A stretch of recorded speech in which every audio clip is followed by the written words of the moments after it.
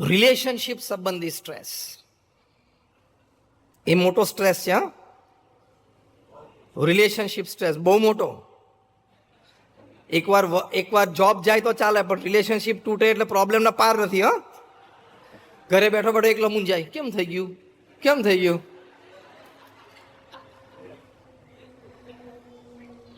એટલે રિલેશનશિપ તૂટે એટલે બહુ જ મોટો સ્ટ્રેસ આવે, અને સમજી શકીએ છીએ આવે, કારણ કે અટેચમેન્ટ હોય, લવ હોય, એટલે એ તૂટે એટલે સ્ટ્રેસ આવે જ. હવે એને કેવી રીતે મેનેજ કરો? પહેલી વાત મુખ્ય સમજણ એ રાખવાની કે તમને જે વ્યક્તિ ગમે છે, વ્યક્તિ તમારી માટે જ બની છે એવું નક્કી નથી. હા કે ના? તમને કોઈ વ્યક્તિ ગમી ગઈ કે આ મારા ફ્રેન્ડ બને અથવા મારા લાઈફ પાર્ટનર બને, એ વ્યક્તિ તમને ગમી એટલે તમારી માટે જ બની છે એવું નક્કી નથી. હા કે ના? બસ આ સાચવી રાખજો. આ take back home this. The person you like and start loving is not necessarily made for you. આ સમજણ રાખવાની. પ્રયત્ન કરવાનો. Let us be open. Let us be clear. કારણ કે we are talking on stress management. Let us be very practical. તમે પ્રયત્ન પણ કરો, અપ્રોચ પણ કરો, પણ રિજેક્શન પણ આવે તે વખતે સમજી લેવાનું કે મે બી નોટ ફોર મી, એટલે સ્ટ્રેસ ના આવે. એ વસ્તુ યાદ રાખવાની રિલેશનશિપમાં. બીજી વસ્તુ રિલેશનશિપમાં એ યાદ રાખવાની કે રિલેશનશિપમાં ખાલી પ્રેમ કામ નથી કરતો, સદગુણો પણ કામ કરે છે. પ્રેમ તારે 500% હોય, પણ તારે જુઠ્ઠું બોલવાની આદત છે. પ્રેમ ત્યારે 500% છે, પણ ત્યારે તારે ડેટ કરવાની, એટલે કે દેવું કરવાની આદત છે. Beyond your salary you are spending. આ બધા ફેક્ટર્સ પણ રિલેશનશિપને ઇફેક્ટ કરે છે. હા કે ના? અને રિલેશનશિપ તૂટે એટલે ખાલી પ્રેમથી સંબંધો નથી ચાલતા, સદગુણો પણ જોઈએ. You need to cultivate values in your life, તો તમે સ્ટ્રેસને મેનેજ કરી શકશો. અને એક ફોર્મ્યુલા મેં ડિઝાઇન કરી છે, તમારી સાથે શેર કરી લઉં. The formula of 40-30-20-10. This makes 100. 40 + 30 + 20 + 10. What is that formula? તમે જે સંબંધો નક્કી કર્યા છે જીવનમાં, અને જે પ્રોજેક્ટ કામ હાથમાં લીધા છે, એમાંથી 40% સંબંધોને કામ તમારા ધાર્યા પ્રમાણે થશે. Enjoy the fruits. બીજા 30% નક્કી કરેલા સંબંધો અને નક્કી કરેલા કામ, એમાં તમારે extra energy, extra resources pump in કરવા પડશે. ત્યારે માંડ ચાલશે, પણ ધીમે ધીમે પૂરા થશે. કેટલા ટકા થયા? 70. નાઉ લિસન કેરફુલી એન્ડ સિરિયસલી. બીજા 20% તમે નક્કી કરેલા સંબંધો અને તમે નક્કી કરેલા કામ બગડવા માટે જ સર્જાય છે. Accept the fact. તો તમે સ્ટ્રેસ મેનેજ કરી શકશો. Accept the fact. કેટલા ટકા થયા? 90. હવે છેલ્લા 10% ડેન્જરસ એક્સેપ્શન છે, પણ it is there. You have to accept it. છેલ્લા 10% તમે નક્કી કરેલા જીવનમાં સંબંધો અને નક્કી કરેલા કામ, સંબંધો દુશ્મનાવટમાં પરિવર્તિત અથવા દુશ્મનાવટના હોય તો સ્પર્ધામાં પરિવર્તિત થવા માટે સર્જાય છે, અને કામ તમને ભારે ખોટ, હેવી લોસીસ લાવવા માટે સર્જાય છે. Accept it. This is the formula of 40-30-20-10, and it is applicable to 8 billion upon this earth. એટલે રિલેશનશિપ ઇશ્યુ આવે તો આવી થોડી સમજણ રાખવાની. તો આ થોડા સ્ટ્રેસ મેનેજમેન્ટ ક્યાંથી birth place of stress at work, work life balance, family અને રિલેશનશિપ, એને કેવી રીતે મેનેજ કરવા એ થોડી આપણે વાતો કરી. પણ ઇન વન લાઈન, રીડ પ્રમુખ સ્વામી મહારાજ જીવન ચરિત્ર, અને તમને તમારા સ્ટ્રેસને મેનેજ કરવાની ઘણી બધી વાતો એ તમને પ્રેમથી અંદરથી મળશે.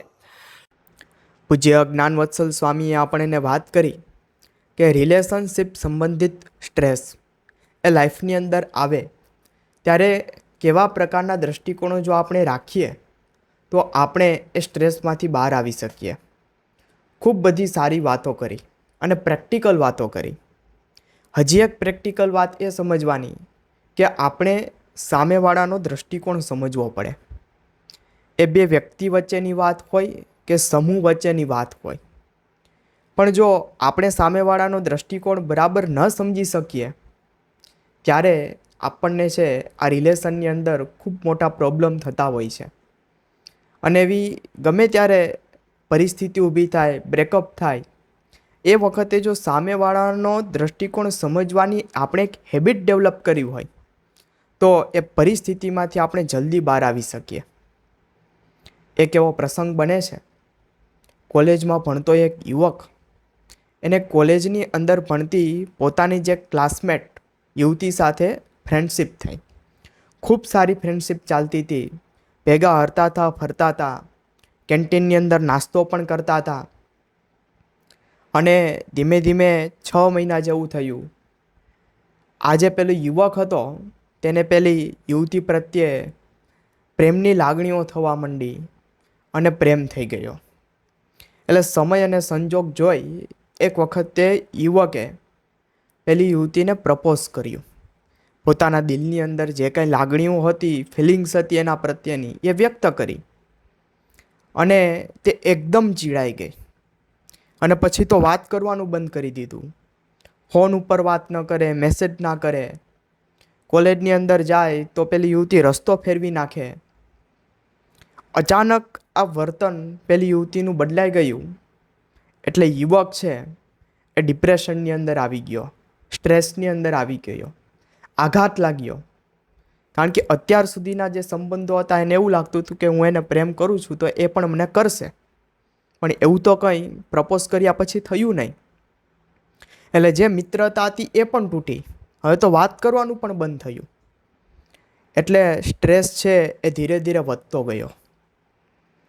અને કોઈ સંતો પાસે તે આવ્યો હશે અને એ સંતોએ તેને સમજાવીને વાત કરી કે જો પ્રમુખ સ્વામી મહારાજ આપણને એવું શીખવાડતા કે એકબીજાને સમજવાની કોશિશ કરવી, સામેવાળાને પણ સમજવા.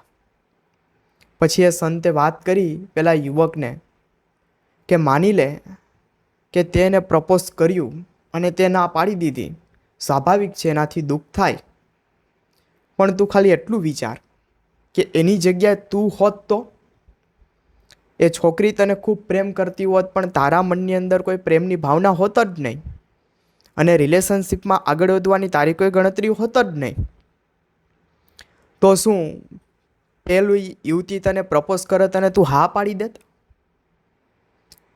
એટલે પેલા યુવકે કહ્યું કે સ્વામી તમારી વાત તો સાચી, કે હું એને પ્રેમ કરું છું એનો મતલબ એમ નથી કે એ પણ મને પ્રેમ કરે. આ મારી લાગણી છે, આ મારી ફિલિંગ્સ છે. અને એ જગ્યાએ હું હોત તો હું પણ આ કરત. એમાં એ બિલકુલ ખોટી નથી. આ બધી વાત સમજણની કરી, સવડો અભિગમ સંતોએ આપ્યો. એટલે થોડોક સ્ટ્રેસ છે એમનો હળવો થયો, કારણ કે એને સાચી સમજણ પ્રાપ્ત થઈ. પછી એ સંતોએ કહ્યું કે જો તારે મનની અંદર એવો પણ ભાવ રાખવાનો નહીં કે એ વ્યક્તિને હું ઇમ્પ્રેસ કરી દઉં, એ યુવતીને. બિલકુલ ભાવ નહીં. મૂવ ઓન થાવ. જે કંઈ પણ થયું એ થઈ ગયું. હવે મૂવ ઓન થાવ, નવી લાઈફ શરૂ કરો. કારણ કે આ યુવક એટલો બધો ટેન્શનની અંદર આવી ગયો હતો કે જે ટોપ કરતા હતા પરીક્ષાની અંદર, એ યુવક એક વિષયની અંદર માંડ પાસ થયો આ રિલેશનના કારણે. એટલે એક સ્ટ્રેસ રિલેશનશિપ સંબંધિત જો આપણી લાઈફની અંદર આવે તો આપણું ફ્યુચર છે, આપણું કેરિયર છે, એ કેટલી હદ સુધી બરબાદ થઈ શકે છે. આ તેનું ઉદાહરણ છે. પણ એક સવડા અભિગમથી ને એ યુવક ફરીથી ને એ પાછો પોતાની લાઈન ઉપર ચડી ગયો અને વ્યવસ્થિત જીવન જીવતો થઈ ગયો. પહેલાં જે રીતે તેનું સ્ટડી ચાલતું હતું એ રીતે કરવા લાગ્યો, આ સવડી સમજણના કારણે. તો પરિસ્થિતિ તો આપણા લાઈફની અંદર ગમે તે બને, પણ એ પરિસ્થિતિની અંદર જે આપણો અભિગમ છે તે અભિગમ ખૂબ મહત્ત્વનો છે. પ્રમુખ સ્વામી મહારાજ છે એ વારંવાર કહેતા, ઘણી બધી વખત છે કહેતા કે એકબીજાને સમજવાની કોશિશ કરવી. આ યુવક સંતો દ્વારા એને સમજણ પ્રાપ્ત થઈ એટલે પેલી યુવતીને સમજી શક્યો, એની પરિસ્થિતિને સમજી શક્યો. તો એ રિલેશનશિપમાંથી છે એનો જે સ્ટ્રેસ હતો એમાંથી તે યુવક એ બહાર આવી શક્યો. તો આજે આ પ્રવચન આપણે તો સાંભળ્યું, પણ આપણે એવા યુવકોને અને એવી વ્યક્તિઓને આ પ્રવચન ફોરવર્ડ કરીએ કે ખરેખર તે જો સાંભળશે તો તે પણ પોતાના જીવનની અંદર નાનો મોટો સ્ટ્રેસ હશે તો તેમાંથી બહાર આવી શકશે. અને અત્યારે એવું કોણ નથી કે જેની લાઈફની અંદર એવો નાનો મોટો સ્ટ્રેસ ના હોય. અને આપણે આ પ્રવચન શેર કરશું તો કેટલી મોટી સેવા થઈ જશે. એટલે અવશ્ય આપણે આ પ્રવચન શેર કરીએ, ચેનલને સબસ્ક્રાઈબ કરીએ, બેલ આઇકન દબાવીએ. ફરી મળીશું આવા જ કોઈક નવા વિષય અને વિચાર સાથે. ત્યાં સુધી આપ સૌને જય સ્વામિનારાયણ.